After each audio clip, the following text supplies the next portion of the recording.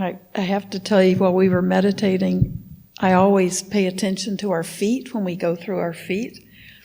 And I remember I have big feet, and I had big feet when I was a kid. And my grandfather used to say, well, you just have a firm foundation and a good understanding. And it took me years to understand what he was talking about, what he was saying. But I guess it was his way of telling everybody else to quit teasing me about my big feet. I wanted to talk some more tonight about the Four Noble Truths and the Eightfold Path. And just to let everybody know, if you look on the table with the tablecloth in the little, between those two armchairs, I've got some sheets that are different versions of the Eightfold, not the Eightfold Path, but the Dhamma wheel. So take one when you go home. There are different ways that it can be drawn, and the Dhamma wheel is a really helpful teaching tool in Buddhism. So you see that Dhamma wheel everywhere because it represents a lot of things. So it always represents the Eightfold Path because there are four cuts in the wheel, and the Eightfold Path, you can draw it pretty comfortably in the spokes of the wheel. And the Dhamma wheel also is a symbol for Buddhism. When the Buddha first began his journey, it was predicted he would either be a wheel-turning monarch. That was one of the things that the wise man predicted. He would either be, or he might be not just a wheel-turning king, but a wheel-turning sage, a wheel-turning, the word Buddha wasn't used, but so back in the age of the Buddha, a wheel-turning king or a wheel-turning monarch meant someone who really was very, very successful and powerful. Like that was a king who ruled in a deeper, more profound kind of way of being a king or a ruler than anyone else. So wheels were a big invention. I mean, they were major thing back then. So if you were a wheel-turning king, you were like the best of kings. And when the Buddha decided to become enlightened and to find his path, he then became a wheel-turning monarch as well. But he was turning the wheel of the Dhamma teachings, like bringing the teachings back into the world that had been lost. And so he was another kind of wheel-turning monarch. So the wheel has a real powerful imagery in Buddhism. So you see, the wheel is on the Buddhist flag, isn't it? It's part of that. It isn't? It's not in the flag? It's a very important image. So when we're talking about it, when I talk about it with the Eightfold Path, I'm just using that same wheel as a way to talk about it. And you can look at the Eightfold Path lots of different ways. So one is to take it, start with one and see how this one leads to the others. And they all, it goes from one to the other. One helps develop the other, and then the next and the next. But another way is to see how they all interact with each other all the time, and they don't necessarily follow consecutively, but there's that interaction comes more with a situation. You may see one piece interacting with another that's not in that sequential order. And all the parts of the Eightfold Path, we're all somewhere with all of them. So what is the Eightfold Path? Does everybody know all 8 of the parts of it?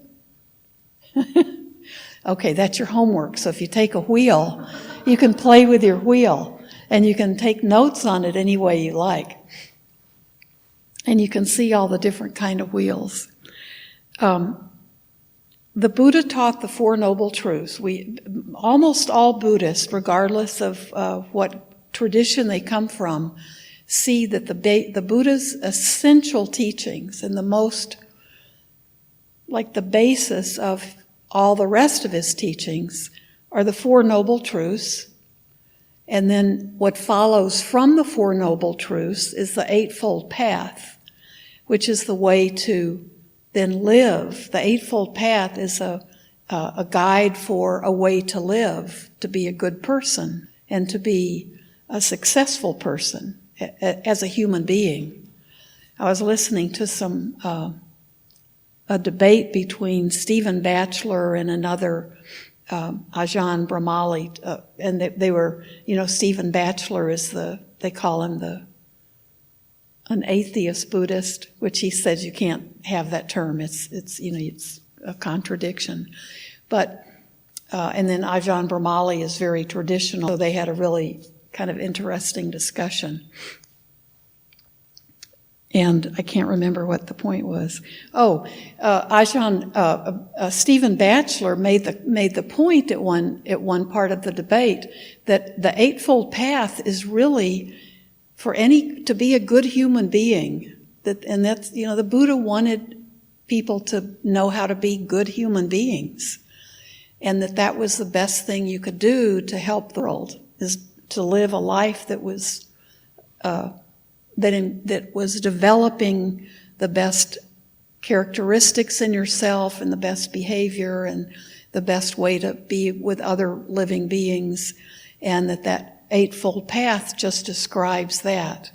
So we're all somewhere on that path if we've ever had the thought that we wanted to be a good human being. So I kind of like that it's not something out of the ordinary, but we can all see where we are in all of those categories, and it gives us kind of an indication of where we are on this path to be a human being that's is doing the best for all other living beings. So, and when we think about things like facing climate change, that's an important thing to think about, is what kind of human being are we being for the planet right now? And that becomes more and more, that becomes more and more important all the time. So the Four Noble Truths, we start out with the first thing we have to do is make excuses for the Four Noble Truths, because we'll say, the Buddha said, there is suffering in the world, and the word dukkha is the word. And so we always say that's probably a bad translation of the word dukkha, is to say suffering. But we always say it anyway. So we start out by apologizing. So the Buddha said that this, life is all this stuff, the good stuff and the bad stuff. And even if it's good, it becomes bad. If it's bad, it might become good. But life is full of dissatisfaction, unsatisfactoriness, stress. And the other thing that Stephen Batchelor said he described, instead of saying dukkha means suffering, he said you can think of it as it's a kind of poignancy. It's like those things that really are, we can see sometimes just an instant of it, or we have just a taste of it, of something that's really beautiful, but we know it's ephemeral. We know it's not going to last. So that poignancy of that beautiful moment, but there's a sadness to it also, because we know it can't last. And so I think that's a beautiful way too to describe dukkha. It's not just, the pain and suffering that we have. It's the fact that we can't ever stay at that point where something is like incredibly perfect. We know even that is gonna, just for that instant, we know that's gonna change. It can't stay exactly at that moment where we see all the facets of it and something's very beautiful, then in a little bit it's gone. Like if you could see a perfect snowflake, I guess they're all different, so they're all perfect. But it wouldn't last very long, Just if it was on your fingertip, it would melt right away. And I think when I was listening to him talk about that, I thought that the Japanese are really good at that, and traditionally they are really good at that. Even the cherry blossom festivals, people go and sit under the cherry trees and drink sake, and they're there really for the poignancy of watching these beautiful trees with the beautiful blossoms, and then the blossoms fall to the ground. And the beauty for them is just watching that impermanence. And so they also have a lot of, I think the Japanese can have the most dramatic, kind of melodramatic, some of their forms of entertainment, because they kind of get really wrapped up in that poignancy.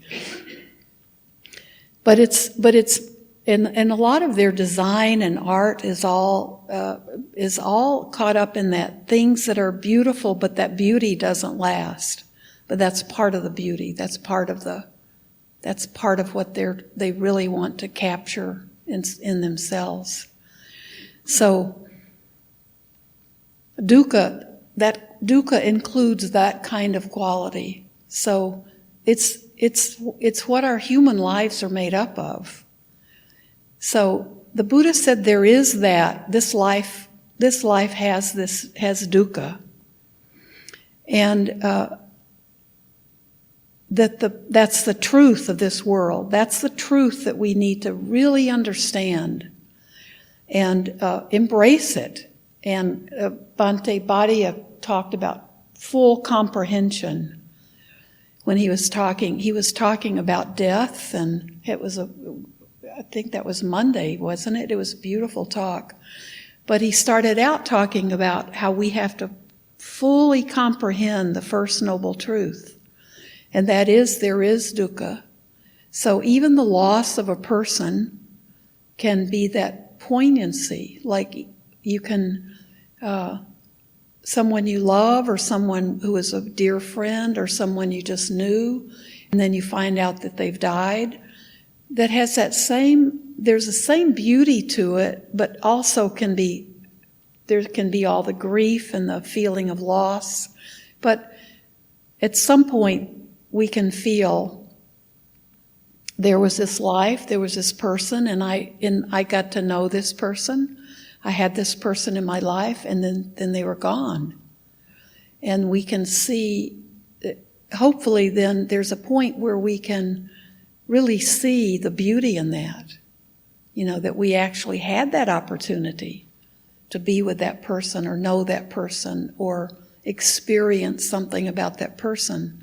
So that's that quality too, and that's part of what we have to embrace. When we embrace dukkha, we have to start thinking about exactly what does that mean. Do we just get totally filled up with the fact that there's a lot of horrible stuff in this world and there's a lot of suffering?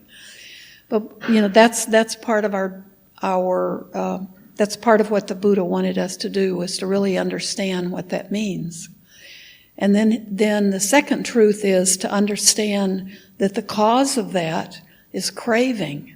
The cause of that, of the dukkha, of the part that feels painful sometimes, is that we crave certain experiences, or certain people, or certain foods.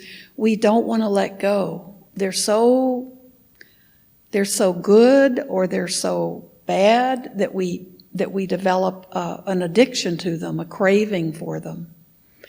And so when we lose those things that are good, and when we lose the things that are bad, sometimes we don't want to let go, and that's where that sense of dissatisfaction comes from. We can't hang on to anything, because the nature of all things is that everything is impermanent. So the very nature of this world is that all conditional things are impermanent. They rise up, they're born, they rise up for a while, and there's a little stretch of being existing, and then they sink back again. So that's just the way reality is. So that beauty of seeing the poignancy in something is a good way to look at how we can think of even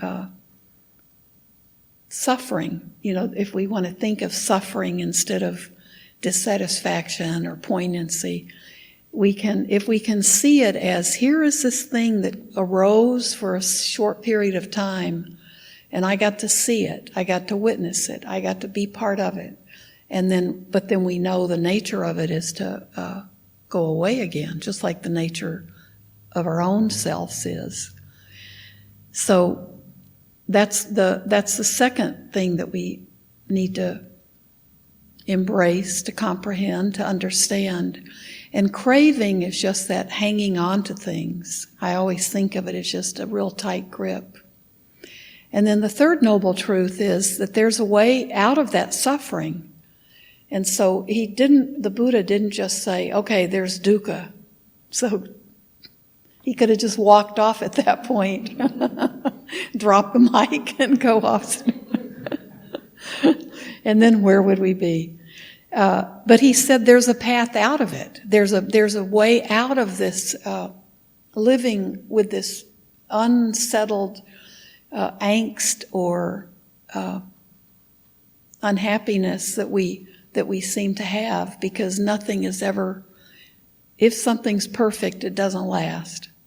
So nothing is ever exactly what we want it to be. So he said the way out of it is to then embark on this path. And I like thinking about the Eightfold Path being something we embark on. We can choose, okay, I can really understand about dukkha, and I can really see it in my life, and I can see when I've